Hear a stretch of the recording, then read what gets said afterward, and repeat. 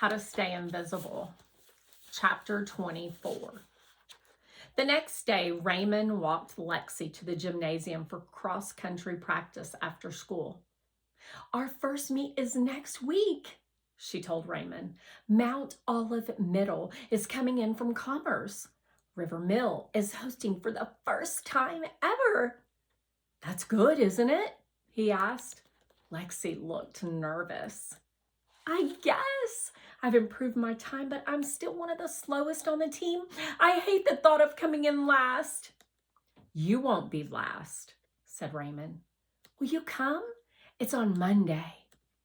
Raymond thought about his last attempt to join an athletic event, but figured since Joseph was running too, he couldn't get into that much trouble.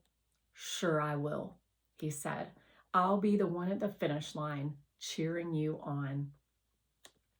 "You might be waiting for a while," she joked. "Bring Harlan, then you won't have to wait alone." "I'll ask him, but I'm not sure he'll be able to. He's been pretty busy lately."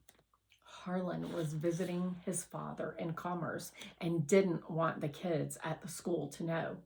Raymond would keep his secret. Lexi smiled at Raymond and then checked her watch. "I have to go," she said. "I'm helping Coach mark the trails for the meet so we can practice running it before next week." "Where do the trails go?" Raymond asked, suddenly aware that the hollow, while at least half a mile from the school, might not be far enough to keep the cross-country team from running by. The thought of Lexi finding his camp in the woods made Raymond feel sick. "Mostly just right around the school. We can't go too deep into the woods in case someone gets hurt." Raymond relaxed a little, but still made a mental note to make sure he checked those markers. "Have fun," he said. He watched her jog into the gym, her hair shining in the sunlight. Raymond grinned all the way to the hollow. He did that a lot lately. Sticks said his mouth would get permanently stuck like that if he kept it up. But Raymond couldn't help it. For the first time since that year he had spent at the coast with his parents, he felt truly happy. He was so happy, in fact, that he didn't even notice he was being followed. "Hey, guys," Raymond said cheerfully when he reached his camp. Hank and Rosie were rolling around in the leaves, play fighting. Rosie jumped up at the intrusion and Hank nipped at her ankle. Raymond laughed. "Glad to see you two having fun." Rosie licked his outstretched hand. She sniffed his pockets for any trace of food. He pulled out a biscuit and gave it to her. A twig snapped behind him, and Hank jumped up.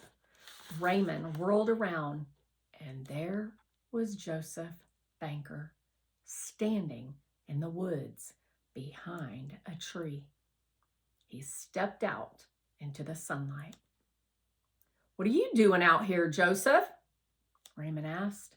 Every muscle in his body was on high alert, and he could feel the blood rushing to his face, heating his neck along the way. "What are you doing out here, Raymond?" Joseph retorted. His eyes darted around the camp. "Do you live out here?" "No," Raymond said defensively, and stepped in front of the tree hollow, trying to block it from Joseph's view.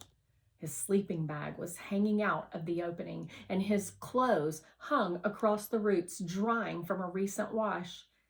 "Get out of here, Joseph. You don't know what you're talking about." He took a step forward. Hank had also taken a few steps forward and was now standing directly behind Raymond. "Is that a coyote?" Joseph asked, fear spreading across his face. He stumbled backward. What's he doing?"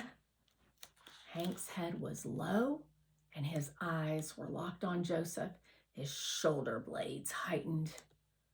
"Tell it to stop!" Joseph looked around frantic. He grabbed a stick and swung it in front of him. "Stop it, Joseph!" Raymond hissed. "He won't hurt you!" Raymond wasn't sure if he was right about that or not. In response, Hank growled and snapped his teeth at Joseph, who screamed and fell backward into the leaves. "No, Hank!" Raymond yelled, and the coyote's forward march halted. Joseph scrambled back, kicking up leaves. It has a name? Who are you?" He screamed at Raymond, finding his footing. He stood and shouted at Hank, swinging the stick. "Stay away from me!" Hank hadn't moved again since Raymond's command, and Joseph's eyes darted from Hank to Raymond. Raymond's heart was racing, and every impulse he had told him to keep Joseph talking. But Joseph was too panicked to listen. "Stay away from me!" Joseph screamed. "Stay away from me or else!" Raymond couldn't tell if Joseph was talking to him or to Hank, but he didn't have time to ask. Joseph threw the stick at them and raced away, back in the direction of the school, leaving Raymond to watch him go. Hank turned to Raymond and stretched his jaw, yawning. "Stay here," Raymond whispered to the coyote. But Raymond couldn't stay there. Not now. Joseph would be back at the school any minute, and then what? He would tell everyone that Raymond was living in the woods with a wild coyote. "We have to go," he told Rosie and Hank, and his muscles jerked into action. He ran to the hollow and pulled the clothes off the roots. He stuffed them into his duffel. He grabbed his fishing gear, his books, and his little wooden statues and stuffed them in too. He quickly rolled the sleeping bag, haphazardly tying it into a bundle. He looked around for any other evidence that someone lived there. He kicked the lean-to over, smashing the roof and scattering the sticks below it. He sloppily kicked leaves and brush over his fire pit and tried to scatter them around the camp. He looked around quickly to make sure he hadn't left anything. His eyes lingered on the tree that had been his home for the past 2 months. Then he beckoned for Rosie and Hank to follow as he ran into the woods. He needed to get as far away from the school as possible. When he got to the river, he listened for any signs that someone was following. He strained to hear anything, voices, footsteps, anything at all. But it was silent. He kept moving along the river until he reached a spot that he had never been to before. "Get out of here, Hank," he whispered. But the animal didn't move. "Go, Hank, they'll be looking for you." Hank sat down in the sand and scratched his ear with his back paw. Raymond picked up a rock and threw it. It thumped a few feet from Hank and he ignored it. "Go!" Raymond half shouted, still trying to keep his voice down. Hank looked at Raymond for a few seconds and then he turned and trotted into the woods. Raymond stowed his belongings behind a small rock formation by the water and tried to conceal himself in the brush. How long did he stay there, crouched like a hunted animal in the bushes? Minutes? Hours? He lost track of time, waiting. Waiting for what? Someone to come and drag him out? And take him where? Raymond balled his hands into fists and beat the earth beneath him. How could he have been so careless? How could he not have known someone was following him? He went over and over the encounter with Joseph in his head until he couldn't think about it anymore. And then he thought of Lexi. What would she think? What would she say? Raymond sank his head into his hands and rocked back and forth in the sandy earth. Hot tears poured down his cheeks and Rosie tried to lick them away. Raymond stayed there, crouched in the bushes until the sun set and the air turned chilly. began to rain, and Raymond pulled himself deeper into the brush, not wanting to risk coming out into the open to get his things from behind the rocks.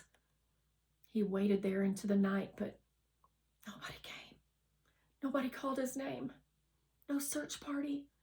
No police sirens. Nothing. In the early hours of the next day, Raymond emerged from the brush and paced back and forth beside the river. He tried to think of what to do. He didn't think he could go to school. He pictured Joseph waiting to out Raymond in front of a crowd. He could go to Stig's, but he knew Stig's wouldn't be okay with harboring an abandoned kid. He could run, but where would he go? He didn't have any family, and he had never stayed in a place long enough to make friends, except for River Mill. He thought of Lexi and Harlan and wondered if they would help him if he asked. Even if one of them was willing, what could they really do? Raymond ran through every available option and couldn't come up with a solution. This had been a solution after all. Living in the woods. He would have to leave River Mill. He wasn't willing to risk getting forced into a children's home again. He had long since given up cursing his parents for all of this, but he couldn't help but think of them now. How many nights had he spent wondering where they were and if they would come back? But they weren't coming back. Raymond was done wishing for things that would never happen. He would just have to start over somewhere else, on his own. He didn't want to leave without saying goodbye to Lexi and Harlan, but he couldn't risk doing that until after school. He sat on the bank of the river for a long time. The sun was shining and Raymond could feel the heat on his scalp. He got up and unrolled the sleeping bag, laying it in the sun to dry. He left his clothes in the duffel. He didn't want to have to pack up again if he needed to make a quick getaway. His stomach growled. The last time Raymond had eaten had been at lunch the day before. That felt like a lifetime ago. The river was different in this stretch of the woods. It was rockier and the brush was denser here. He thought he might have okay luck catching a fish in the tall weeds that ran along the side of the bank. He cast his line from the shore. It got hung up on a tree branch and he yanked it, trying to pull it free. The line snapped and Raymond lost his footing, stepping into the marshy water. Something sharp struck his calf. The snake wasn't as hard to spot as it released Raymond's leg and darted back into the river grass. It was a cottonmouth, long and lean, dark and glistening from the sun. It recoiled and dove under the water. Raymond watched it just long enough to see the tail disappear before he leaped from the water to the shore, falling to his hands and knees. He inspected the bite. It was red and something was oozing from 2 small punctures. His calf was already swollen, making it hard to pull up his jeans. An unnatural heat was working its way up Raymond's leg. He felt dizzy and he tried to stand, but wretched into the sand instead, falling back down. Rosie was whining beside him, panting. She licked his face. "It's okay, girl," he tried to say, but he coughed and heaved again, spitting up stomach bile. He tried to crawl to his duffel bag, but his head was pounding and his vision was blurry. Rosie was barking and he just wished that she would stop. He fell to the ground and the world went